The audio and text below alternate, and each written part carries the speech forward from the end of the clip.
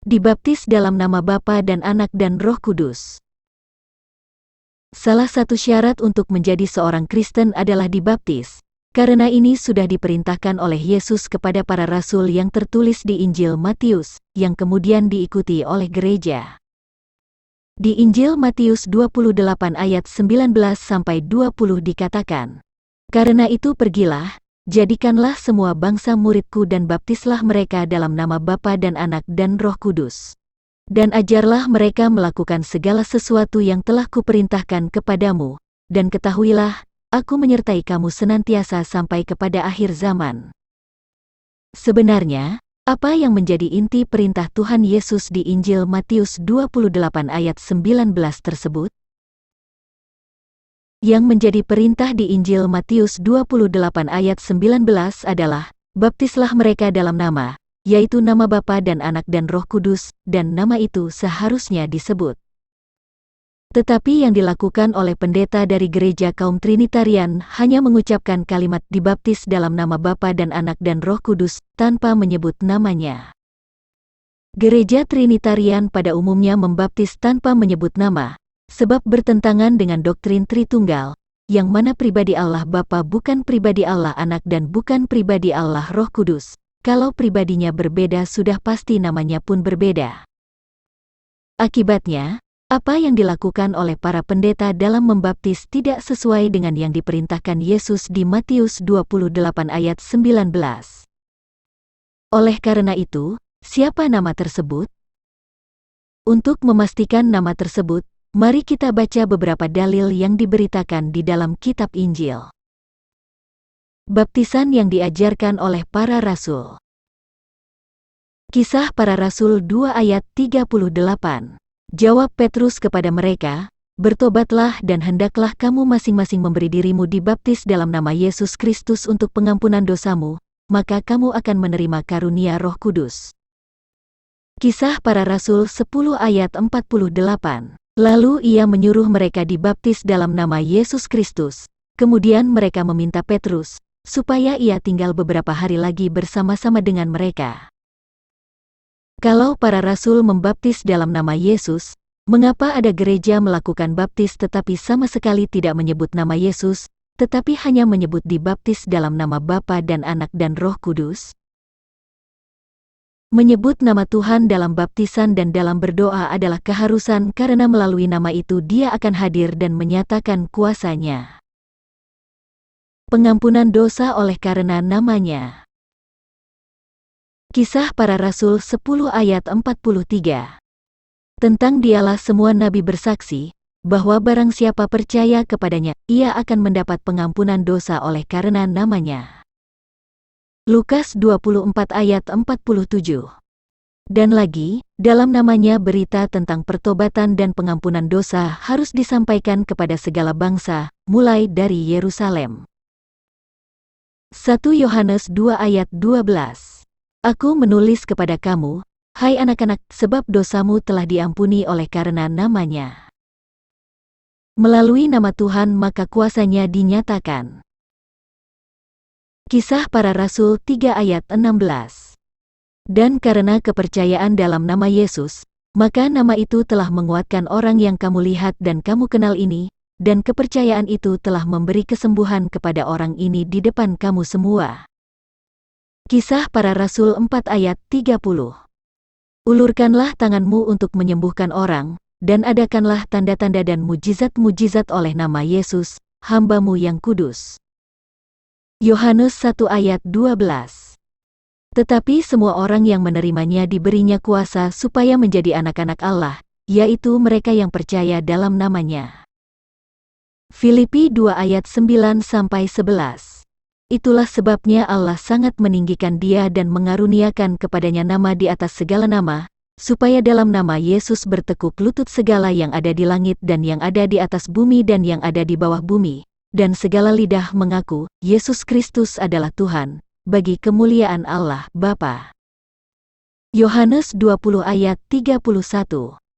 Tetapi semua yang tercantum di sini telah dicatat, supaya kamu percaya, bahwa Yesuslah Mesias, Anak Allah, dan supaya kamu oleh imanmu memperoleh hidup dalam namanya. Melalui namanya maka Tuhan akan hadir. Bilangan 6 ayat 27.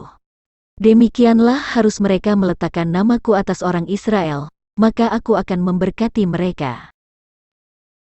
2 Tawarikh 7 ayat 16. Sekarang telah kupilih dan kukuduskan rumah ini, supaya namaku tinggal di situ untuk selama-lamanya, maka mataku dan hatiku akan ada di situ sepanjang masa. Matius 18 ayat 20.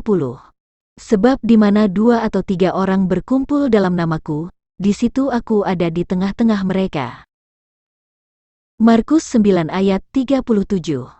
Barang siapa menyambut seorang anak seperti ini dalam namaku, ia menyambut aku, dan barang siapa menyambut aku, bukan aku yang disambutnya, tetapi dia yang mengutus aku.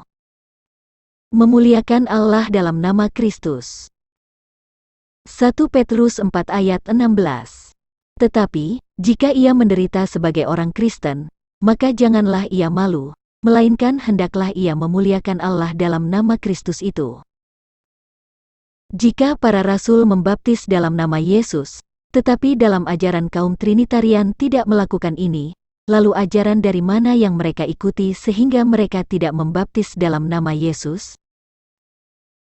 Selain itu, kaum Trinitarian akan menolak jika pribadi Bapa disebut adalah Yesus, padahal di Injil Yohanes sangat jelas dikatakan. Yohanes 8 ayat 42-44. Kata Yesus kepada mereka, "Jikalau Allah adalah Bapamu, kamu akan mengasihi aku, sebab aku keluar dan datang dari Allah, dan aku datang bukan atas kehendakku sendiri, melainkan di Allah yang mengutus aku. Apakah sebabnya kamu tidak mengerti bahasaku, sebab kamu tidak dapat menangkap firmanku? Iblislah yang menjadi bapamu dan kamu ingin melakukan keinginan-keinginan bapamu.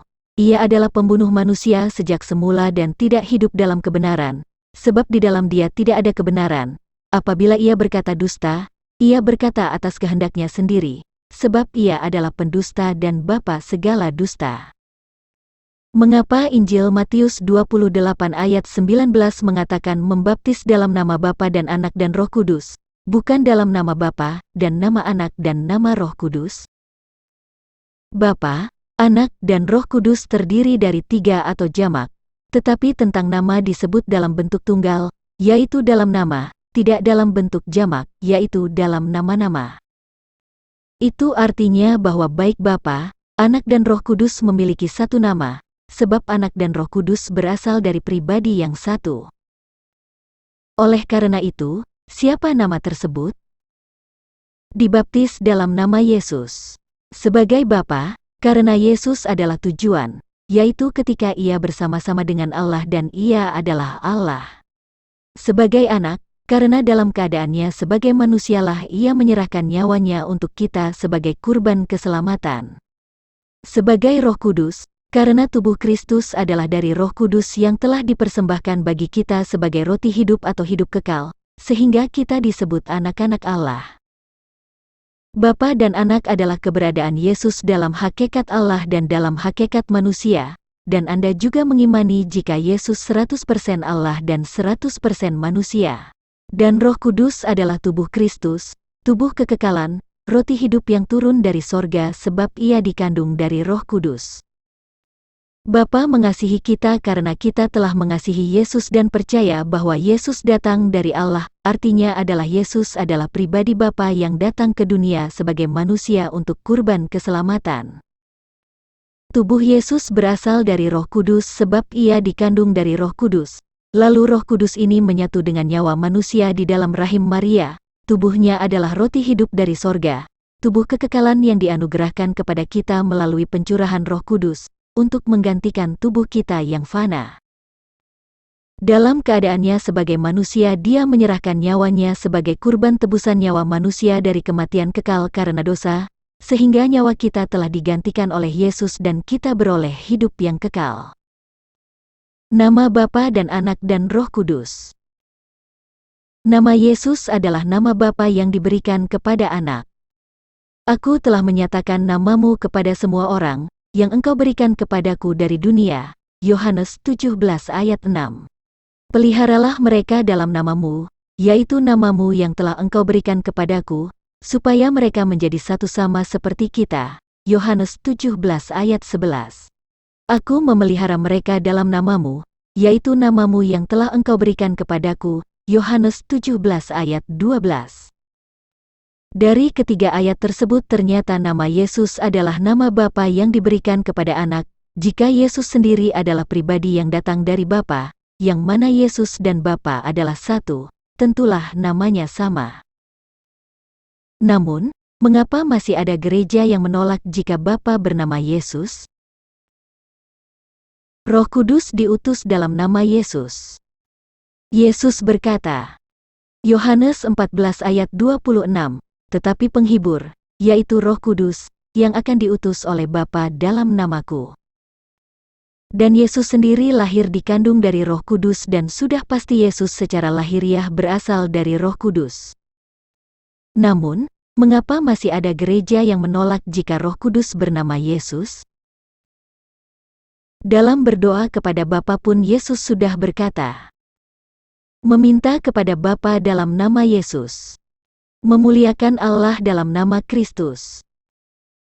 Yesus adalah pribadi yang datang dari Bapa. Mengenal Yesus sama dengan mengenal Bapa. Melihat Yesus sama dengan melihat Bapa. Yesus dan Bapa adalah satu. Yesus datang dari Bapa. Milik Bapa adalah milik Yesus. Yohanes 16 ayat 15. Segala sesuatu yang Bapa punya, adalah aku punya, sebab itu aku berkata, Ia akan memberitakan kepadamu apa yang diterimanya daripadaku. Yohanes 17 ayat 10. Dan segala milikku adalah milikmu dan milikmu adalah milikku, dan aku telah dipermuliakan di dalam mereka. Kalau milik Bapa adalah milik Yesus, bukankah Bapa itu sebenarnya adalah Yesus sendiri? Tuhan YHWH adalah satu-satunya juru selamat. Firman-Nya berkata, Yesaya 43 ayat 11, Akulah Tuhan dan tidak ada juru selamat selain daripadaku. Tuhan YHWH sebagai juru selamat digenapi dalam nama Yesus. Kalau Anda mengakui Tuhan Yesus adalah juru selamat, maka Anda juga harus mengakui jika Tuhan Yesus adalah Tuhan YHWH. Jika Anda mengatakan Tuhan Yesus bukan Tuhan YHWH, maka ada dua kemungkinan, yaitu Anda tidak mengakui Tuhan YHWH satu-satunya juru selamat, atau Anda tidak mengakui Tuhan Yesus sebagai juru selamat.